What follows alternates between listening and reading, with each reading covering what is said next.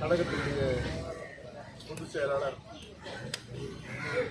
எடப்பாடி அவருடைய தலைமையிலே இன்று ஓபிஎஸ் அணியை வந்து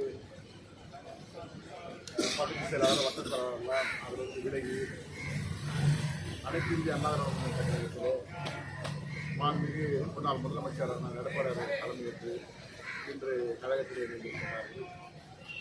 ஏற்கனவே திருவள்ளூர் கிழக்கு மாவட்டத்திலிருந்து மாவட்ட ஓபிஎஸ் அணியினுடைய மாவட்ட கழக செயலாளரும் அவருடன் பல நிர்வாகிகள் வந்து சேர்ந்தார்கள். அதைத் தொடர்ந்து இன்று ஓபிஎஸ் அணியினர் சேர்ந்திருக்கிறார்கள்.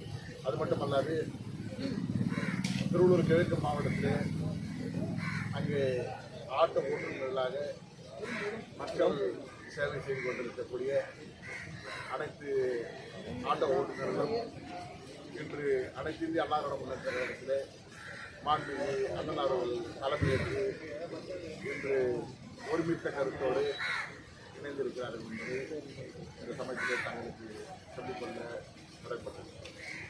நிறைய பேர் பேசிட்டு இருக்காங்களா, வருவாங்க? நிறைய பேர் பேசிக்கிறாங்க, வந்துக்கிட்டே தான் இருக்காங்க, பேசிட்டு வந்துக்கிட்டே இருக்காங்க. நீங்களும் தொடர்ந்து பார்த்துட்டு தான் இருக்கிறீங்க.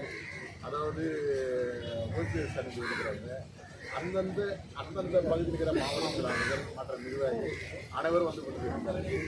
அது தெரியும். அவர் உடனே இருந்த அந்த ஜேசிபி அந்த முகவேதி எல்லாமே பண்ணிட்டாங்க.